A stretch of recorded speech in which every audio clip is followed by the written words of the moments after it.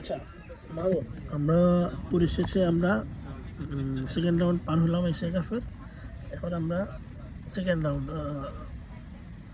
First round পার হলাম, এখন second round আসছি। তো আমাদের ফার্স্ট প্রতিপক্ষ হচ্ছে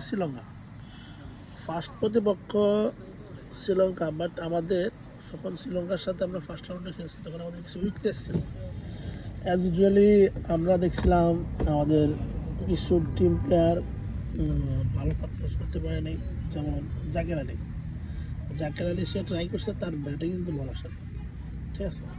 সেক্ষেত্রে আমরা যদি এখানে আজকের খেলার জন্য টিম সিলেকশন করি, সেক্ষেত্রে আমরা কোন কোন প্লেয়ারকে, গত ম্যাচে যখন আমরা শ্রীলঙ্কার সাথে খেলছি তখন আমাদের সাথে ইমন ছিল, বাট গত যেটা হচ্ছে শ্রীলঙ্কার সাথে ম্যাচ ছিল। বাট এই মুহূর্তে সাইফ হাসান খুব ভালো ফর্মে আছে। সে আমাদের আফগানিস্তানের সাথে ভালো একটা পার্টনারশিপ করছে এবং খুব ভালো খেলছে। তো সেই ক্ষেত্রে আমরা একাদশে কী চেঞ্জ করতে পারি, এ নিয়ে তোমার অভিমত বলো। আজকে শ্রীলঙ্কার বিপক্ষে যেহেতু ম্যাচ, আমি এক্ষেত্রে বাংলাদেশকে অবশ্যই এগিয়ে রাখার কারণ হচ্ছে শ্রীলঙ্কা জাস্ট গত পরশুই একটা ম্যাচ খেললো মাত্র। সো আমার মনে হয় যে তারা ক্লান্ত এবং তাদের মধ্যে হচ্ছে একজন প্লেয়ারের বাবা মারা গেছে, সেদিক থেকে তারা মানসিকভাবেও ইয়ের মধ্যে আছে, সেটা অন্য বিষয়। কিন্তু আমি তাদের ক্লান্তিটা বেশি দেখতেছি, আর তাদের আত্মতৃপ্তিতে ভোগারও একটা ব্যাপার আছে এক্ষেত্রে। কারণ তারা যেহেতু টানা 3টা ম্যাচ জিতেছে এশিয়া কাপের, এবং ক্লান্তি প্লাস তাদের আত্মতৃপ্তি, এই দুইটা মিলিয়ে যদি আমি মনে করি তাদের ম্যাচ জেতার মধ্যে যে একটা ক্ষুধা লাগে একটা টিমের, সেই খিদাটা কিন্তু তাদের মধ্যে অবশ্যই কম থাকবে। সেক্ষেত্রে বাংলাদেশ তাদের লাস্ট ম্যাচ খেলেছে আরও 5-6 দিন আগে। বাংলাদেশ সেক্ষেত্রে তাদের অবশ্যই এনার্জি তারা পাইছে, এবং তারা প্র্যাকটিসের অনেক বেশি সুযোগ পাইছে, এবং তারা রেস্ট নেওয়ার সুযোগ পাইছে, এবং তারা আমার মনে হয় যে ভালো উদ্যম নিয়ে তারা নামতে পারবে। সো এবং আজকের ম্যাচের জন্য আমি বাংলাদেশকে অবশ্যই ভালো ফর্মে রাখতে চাচ্ছি। আমি মনে করি যে বাংলাদেশ আজকের ম্যাচের জন্য ম্যাচ অবশ্যই ভালো করবে। আর এখানে একটা বিষয়, একাদশ যদি বলি, আমি জাকের আলী আসলে হার্ড হিটার ব্যাটসম্যান। সে একটা ম্যাচ 2টা ম্যাচ খারাপ করলেও তার মতো বিগ শট খেলার মতো, মানে হার্ড শট খেলার মতো এরকম প্লেয়ার আমাদের লাগবেই। সো জাকের আলী থাকতে হবে।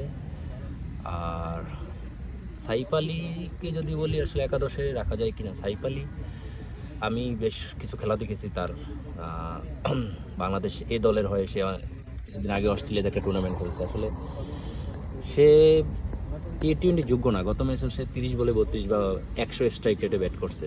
এটা খুব ভালো লাগেনি আমার কাছে। জানি না, হয়তো সুযোগ দিলে সে কাজে লাগাতেও পারে। কিন্তু ইমন হচ্ছে T20 জন্য অবশ্যই সে, এবং বর্তমানে পারভেজ হোসেন ইমন হচ্ছে বাংলাদেশের যে প্লেয়ার আছে, অ্যাক্টিভ প্লেয়ার, শুধু অ্যাক্টিভ না, আগের যত প্লেয়ার, সব প্লেয়ারদের মধ্যে বাংলাদেশ ওর স্ট্রাইকটা সবচেয়ে বেশি, প্রায় 138-39 স্ট্রাইক রেট নিয়ে এসে ব্যাট করতেছে বাংলাদেশের হয়ে। এবং সে খুবই ফিয়ারলেস ক্রিকেট খেলে এবং ডরভয়হীন শট খেলতে পছন্দ করে, এবং বেশ কয়টি গত ম্যাচেই সে ভালোই করছে। সো হয়তোবা শ্রীলঙ্কার সাথে গত ম্যাচটাতে যেটাতে সে ছিল না, সেটাতে হয়তো টিম কম্বিনেশনের কারণে কোনো বিষয়ের কারণে হয়তো ওকে রাখা হয় নাই। কিন্তু আমি আশা করব পারভেজ হোসেন ইমন হচ্ছে সে থাকবে, আজকের একাদশে থাকা দরকার। সাইফ হাসানকে আমার সাথে বসিয়ে রাখা হোক, আর নাসুম থাকবে, অবশ্যই জাকের আলীও থাকবে, হৃদয় থাকুক। কিন্তু 3টা প্রেসার নিতে হবে কমপক্ষে, মানে 5টা বলার যাতে থাকে গত ম্যাচের মতো, যাতে ভুল না করে, এটা আমরা আশা করব। সেখানে একটা পয়েন্ট হচ্ছে, আমরা গত ম্যাচে পার্ট টাইম বলার ইউজ করছি যারা খুবই একটা ভালো করতে পারে নাই, যেমন সাইফ হাসান এবং সাইফ হাসান। তো সেক্ষেত্রে আমরা কি আজকের ম্যাচের জন্য সাইফ হাসান ব্যাটিংয়ে ভালো, শামীম পাটোয়ারি সে ব্যাটিংয়ে ভালো, বাট আমরা আজকের ম্যাচের জন্য যদি কোনো একটা প্লেয়ার চেঞ্জ করি, সাইফুদ্দিন অথবা একজন পেসার নেই, অথবা আমাদের তানজিম সাকিব আছে, ঠিক আছে। তো সেক্ষেত্রে আমরা তানজিম সাকিব অথবা সাইফ হাসানের মধ্যে সাইফুদ্দিনের মধ্যে আমরা কাকে আগায় রাখতে পারি, কারণ সাইফুদ্দিন হচ্ছে অলরাউন্ডার, তার ব্যাটিং স্ট্রাইকটা খুব ভালো এবং কি সে বোলিংয়ে বিপিএলে দুর্দান্ত ভালো খেলে এবং কি সে মানে ডেথ ওভারও খুব ভালো করে। সেক্ষেত্রে আমরা কাকে আগায় রাখতে পারি, সাইফুদ্দিন অথবা তানজিম সাকিব? সাইফুদ্দিন, আমি যেটা মনে করি সাইফুদ্দিন হচ্ছে লোয়ার বল বেশি করে, তার বলগুলো বেশিরভাগই একটু অনেকটা ইয়র্কার ধরনের লোয়ার লেন্থের বল। তো শ্রীলঙ্কার যেহেতু বেশিরভাগ প্লেয়ারই হচ্ছে শর্ট, যেমন আসালঙ্কা, নিশাঙ্কা, সো এরা বেশিরভাগ যেহেতু শর্ট, এদের জন্য এই খেলা বলগুলো খেলতে সুবিধা হবে আমার মনে হয়।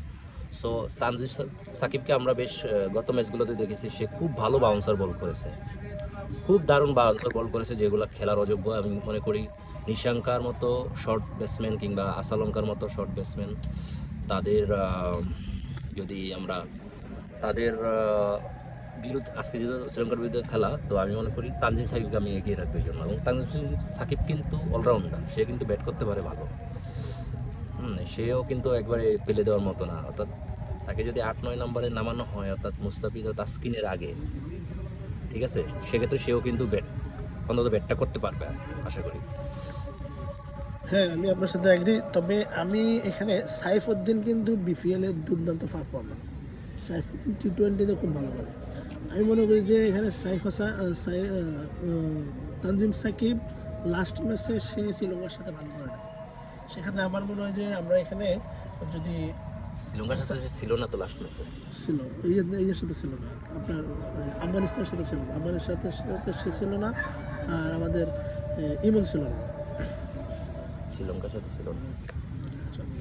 তো সেক্ষেত্রে আমার মনে হয় যে সাইফুদ্দিনকে একটু সুযোগ দেওয়া যায়।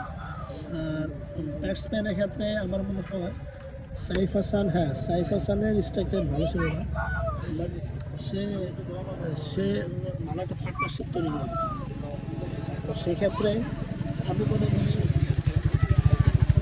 আজকের ম্যাচে সাইফ হাসান এবং আমরা ফার্স্ট টাইম বলার ইউজ না করে একটা বলার নিতে পারি। সেক্ষেত্রে আফগানিস্তান ম্যাচে কাকে স্কিপ করে একজন পার্মানেন্ট বলার অ্যাড করা উচিত। আমার কাছে তাসকিন, মুস্তাফিজ আর হচ্ছে তানজিম সাকিব, এই 3 জন বলার থাকবে, আর হচ্ছে রিশাদ হোসাইন থাকবে, আর নাসুম আহমেদ। এই 5 জন বলার হইলেই হবে আমাদের। তাহলে তো আমাদের মূল স্কোয়াড থেকে আফগানিস্তানের যে স্কোয়াড থেকে একটা প্লেয়ার আমাদেরকে স্কিপ করতে হবে। কাকে স্কিপ করা যায়? কাকে স্কিপ করা যায় আফগানিস্তানের সাথে? সেক্ষেত্রে আমরা হয়তো বা সাইফ হাসানকে বাদ দিতে পারি, সাইফ হাসানকে আমরা বসাতে পারি। না, পরিসংখ্যান যদি অ্যানালাইজ করা হয় তখন দেখা যায় যে সাইফ হাসান এবং তানজিম সাকিব অলমোস্ট 87-এর একটা পার্টনারশিপ করছে, that means they are successful. এটা টিম কম্বিনেশন তখন হয়তো প্রয়োজন ছিল। সো আমার কাছে যে এটা মনে হয় যে আমরা এদিকে যদি আমরা স্কিপ করতে হয়, এখানে 6 অথবা 7-এ জাকের আলী আছে, শামীম হাসান আছে, শামীমকে আমরা বাদ দিতে বসে রাখতে পারি সেক্ষেত্রে। শামীম হাসান, শামীম পাটোয়ারিকে, শামীম পাটোয়ারির কিন্তু স্ট্রাইক রেট ভালো, সে গত ম্যাচেও ভালো করছে। এদিকে আবার নুরুল হাসান অ্যাড হয়েছে, নুরুল হাসানকেও বাদ দেওয়া যায়। না, নুরুল হাসানের ব্যাটিং এবং ফিল্ডিং খুব ভালো, দুর্দান্ত ভালো। সেক্ষেত্রে আজকের টিম কম্বিনেশন নিয়ে একটু স্ট্রাগল করতে হবে। All the best Bangladesh team, we are waiting for good match. Thank you Mahbub.